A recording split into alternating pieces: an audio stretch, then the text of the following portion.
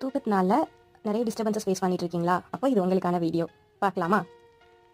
நான் doctor Fathima Mujahida from Haja homeo clinic, Kamuthi.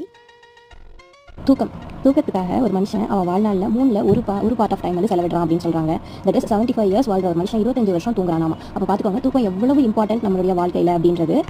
And types of sleep disorders பார்த்துட்டோம்னா நிறைய வெரைட்டிஸ் இருக்குது. அதில் ஸ்லீப்லெஸ்னஸ் இருக்குது அண்ட் ஸ்லீப்பினஸ் நிறைய இருக்குது. ஸோ நிறைய வெரைட்டிஸ் இருக்குது. அண்ட் சர்க்காரியம் ரிதம் நம்மளுடைய இது சேஞ்ச் ஆகிறதுனால வர நிறைய ஸ்லீப் டிசார்டர்ஸ் வந்து வெரைட்டிஸ் அண்ட் டைப்ஸாக டிவைட் பண்ணிக்கிறாங்க. தூக்கம் வர்றதுக்காகவே நிறைய பேர் கஷ்டப்பட்டு இருக்காங்க.